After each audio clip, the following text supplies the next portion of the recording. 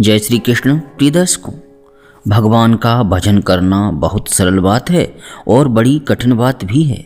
चूँकि भगवान सत्य हैं, भगवान सर्वत्र हैं, भगवान सदा हैं, भगवान सबके लिए हैं, इसलिए भगवान की पूजा के लिए सारी सामग्रियाँ अपेक्षित हैं और किसी भी सामग्री की आवश्यकता नहीं। गीता जी के 18वें अध्याय के 46वें श्लोक में भगवान श्री कृष्ण अर्जुन से कहते हैं, यतः प्रवृत्तिर्भूतानां येन सर्वमिदं ततं स्वकर्मणा तमभ्यर्च्य सिद्धिं विन्दन्ति मानवः। इस श्लोक में पूर्वार्ध में तो भगवान के स्वरूप का संकेत है और उत्तरार्ध में पूजा की पद्धति का और फल का वर्णन है। कौन से भगवान? यतः प्रवृत्तिर्भूतानां, जिससे सब निकले, और येन सर्वमिदं ततं, जिसके द्वारा यह सारा का सारा इदम ततम व्याप्त है, जिससे सब निकले और जो सब में फैला हुआ है, यह भगवान के स्वरूप का संकेत है। इससे क्या सिद्ध हुआ? जिससे सब निकले, इसका अर्थ यह है कि सब वही हैं, सबके रूप में वही हैं, सर्वत्र वही हैं और जो सब में फैले हुए हैं। ऐसे भगवान सदा हैं, सर्वत्र हैं और सबके लिए हैं। इनकी पूजा कैसे की जाए? स्वकर्मणा तमभ्यर्च्य, अपने अपने कार्य के द्वारा। दुकान वाला दुकान में पूजा करे, ऑफिस वाला अपने कार्यालय में पूजा करे, वकील कचहरी में बैठकर पूजा करे, मजिस्ट्रेट न्यायालय में बैठकर पूजा करे, चिकित्सक रोगियों को देखते हुए पूजा करे। जिसका जो कार्य हो वह अपने कार्य के द्वारा उन भगवान की पूजा करे। कैसे? अपने कार्य को मान ले पूजा, और जिसके साथ व्यवहार हो उसको मान ले भगवान। प्यारे प्रभु प्रेमियों, सूक्ष्म विषय है, जरा ध्यान से सुनिएगा। यह पूजा सर्वत्र सदा और सबके द्वारा हो सकती है। हम रात को सोएं और यह मानकर सोएं कि हम भगवान की पूजा के लिए सो रहे हैं, और भोजन करें, पेट हमारा भरेगा, तृप्ति हमें होगी। परंतु यदि हम भगवान की पूजा के लिए खाते हैं तो भगवान स्वीकार कर लेंगे कि यह मेरी पूजा कर रहा है। यह है भगवान की पूजा अपने कर्म के द्वारा। इस पूजा में कोई भेद नहीं है कि अमुक प्रकार से ही पूजा हो। जिसकी पूजा का जो प्रकार हो, खाना भी पूजा, सोना भी पूजा, दुकान का कार्य भी पूजा, यह बड़ा सुंदर भाव है। इससे दिन भर भगवान की पूजा चलती रहेगी। डॉक्टर अपने चिकित्सालय में बैठे और रोगी आए तो वह यह भावना करके देखे कि रोगी के रूप में स्वयं भगवान आए हैं। अब वह अपनी चिकित्सा और दवा के रूप में उनकी सेवा करे, भगवान की पूजा करे। इससे वह रोगी को कदापि नहीं ठगेगा, उससे कभी कोई अधर्म नहीं होगा। किसी वकील के घर या ऑफिस में कोई मुवक्किल आवे तो वकील समझे कि इस रूप में भगवान आए हैं। नौकर मालिक के रूप में और मालिक नौकर के रूप में भगवान को समझे। यदि नौकर सामने आए और उससे पानी का गिलास मांगना है तो ठीक उसी समय मन में यह कर ले कि भगवान, मैं आपको पहचान गया, आप नौकर बनकर आए हैं। मन में पहचान कर प्रणाम कर ले और मन ही मन अपने भगवान से कहे, देखिए भगवान, इस समय आप नौकर के स्वांग में हैं और मुझे आपने दिया है मालिक का स्वांग। मैं आपसे पानी का गिलास मांगूंगा, आप मुझे लाकर देंगे। झूठा गिलास मैं आपके हाथ में दूंगा, परंतु उस समय भी मैं यह न भूलूं कि इस रूप में आप मेरे सामने हैं। इससे गिलास मांगकर पानी पिएंगे हम और भगवान स्वीकार कर लेंगे कि मेरी पूजा कर रहा है। यह बड़ा सुंदर भाव है। इस प्रकार प्रत्येक कार्य के द्वारा प्रत्येक व्यक्ति से हम इस तरह का संबंध रख सकते हैं कि ये मेरे भगवान, मेरा कर्म भगवान की पूजा है और इसका फल होगा भगवान की प्रसन्नता। यह सर्वत्र भगवान की पूजा है, सर्वतोभाव से भगवान की पूजा है। भगवान ने कहा है गीता जी के 9वें अध्याय का 27वां श्लोक, यत् करोष यदिष्णासि यज्जुहोषि ददाति यत् यत् तपस्यस्य कौन्तेय तत्कुरुष्व मदर्पणम्। भगवान यदि केवल यही कहते हैं कि यज्ञ दान और तप करो और मुझे अर्पण करो, तब तो कुछ समझ में आने की बात थी।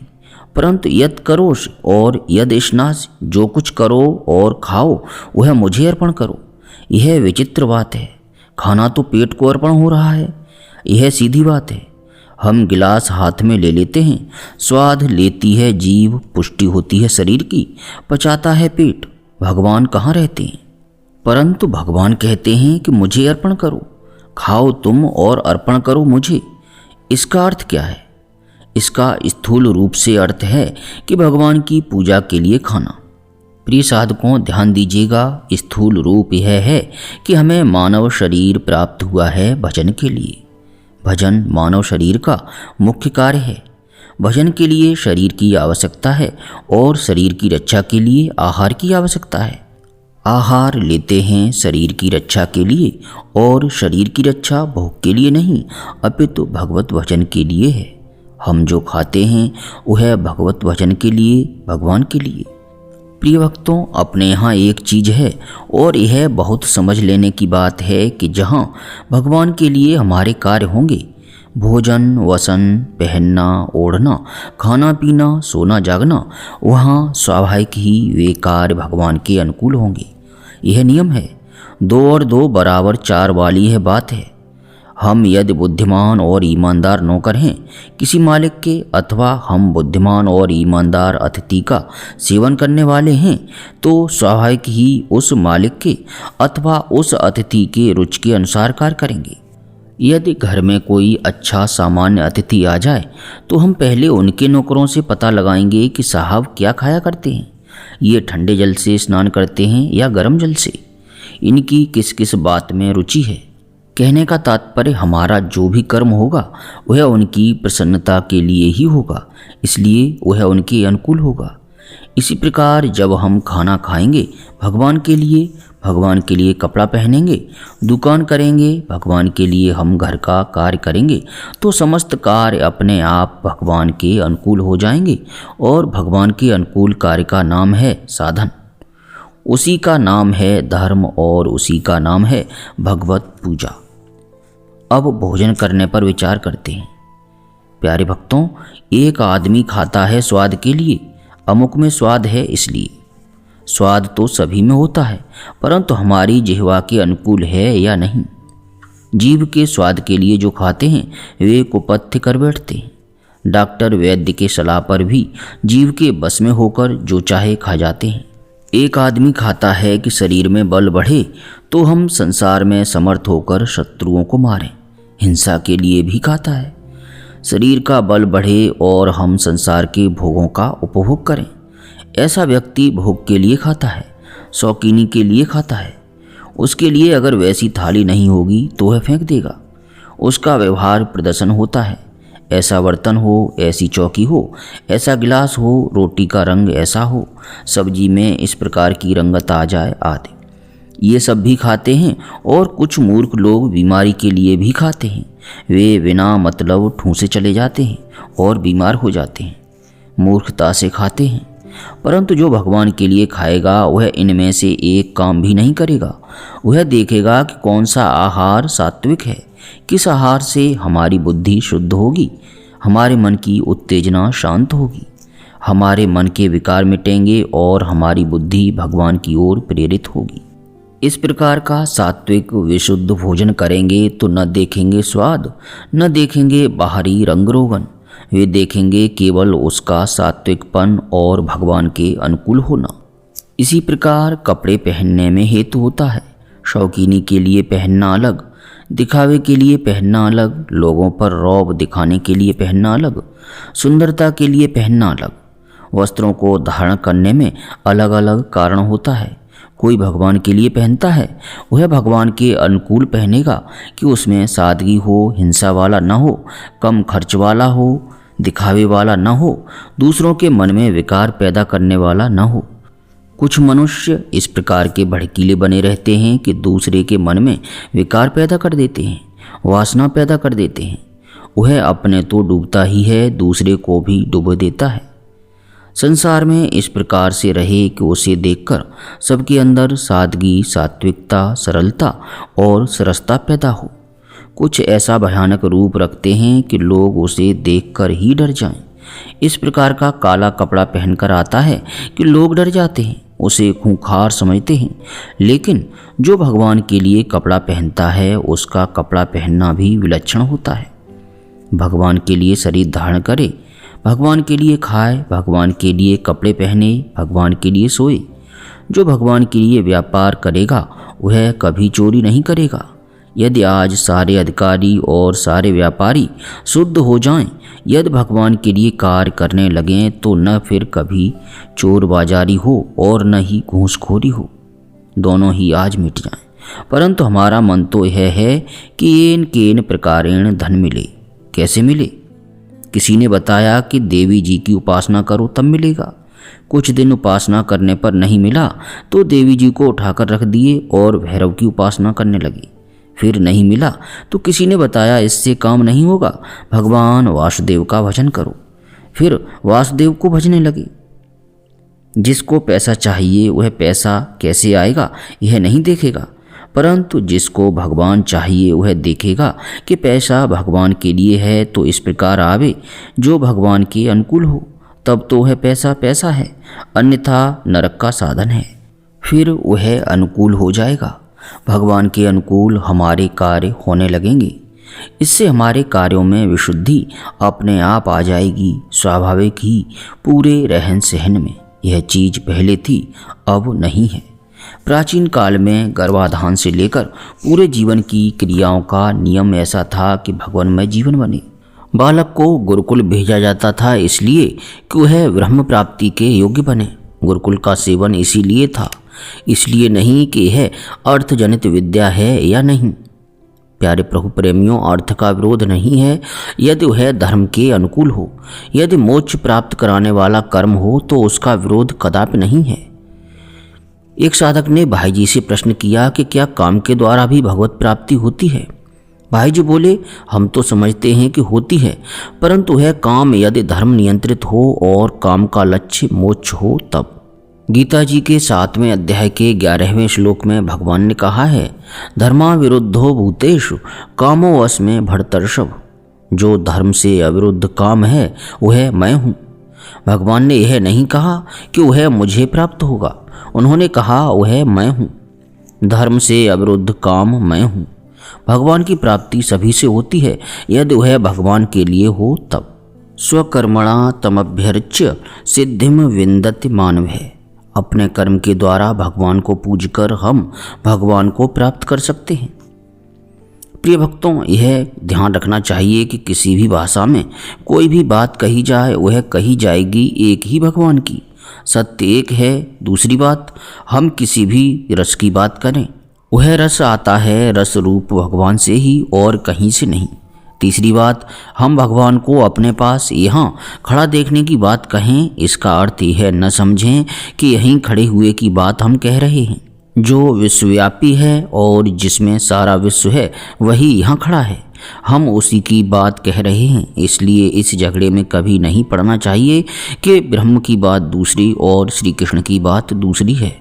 प्यारे भक्तों, सर्वत्र भगवान को देखकर, सब में भगवान को देखकर, सदा भगवान को देखकर सब कोई अपने कर्म के द्वारा भगवान की पूजा करे तो परम तत्व की प्राप्ति होती है। यह बात अब तक कही गई है, परंतु वही परम तत्व एक ऐसे रूप में हमारे सामने आ सकता है जो खेलने वाला हो, प्रत्यक्ष नाचने वाला हो और हमारे साथ खाने पीने वाला हो, हमसे हंसने बोलने वाला हो, हमें गले लगाने वाला हो।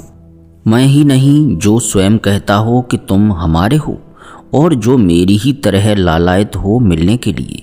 एक ऐसे भगवान हैं। एक भगवान को फिर याद कर लीजिए, दो भगवान नहीं हैं। ऐसा उन भगवान का लीला विलास है जिसमें भगवान इस प्रकार सर्वथा अपने होकर हमारे रूप में हमसे अपनी सेवा लेते हैं। भगवान को सेवा ग्रहण करने की इच्छा होती है, भगवान को सेवा प्राप्त करने की कोशिश करनी पड़ती है। भला परम निष्काम में सकाम भाव, नित्य प्राप्त में प्राप्ति की आकांक्षा, सदा वितृष्ण में तृष्णा, नित्य तृप्ति में अतृप्ति, नित्य स्वरूपस्थ में किसी स्वरूप सौंदर्य आस्वादन की आकांक्षा, यह विलक्षण चीज है और इसका मूर्तिमान रूप भगवान राम तथा भगवान कृष्ण है। फिर उनमें भी विभिन्न भाव होते हैं। वनवासी भी हैं, बालक रूप में भी राम हैं, राजगद्दी पर बैठे राम भी हैं और दूल्हा रूप में भी राम हैं। डॉक्टर राजेंद्र बाबू के गुरु थे रामाजी महाराज। वे बिहार के थे। रामाजी महाराज बड़े महात्मा हुए। वे दूल्हा राम के उपासक थे। जहाँ कोई बारात देखते उसमें दूल्हे को देख लेते तो छाता लेकर दौड़ते और दूल्हे के ऊपर छाता लगाकर उसके पीछे पीछे चलते। वे राम विवाह के आगे की रामायण कभी नहीं पढ़ते थे। वे कहते थे कि मैं राम का वनवास इत्यादि नहीं देखना चाहता, मैं तो राम को महल में ही देखना चाहता हूँ। उसके आगे के राम से मेरा मतलब नहीं है। यह भाव है।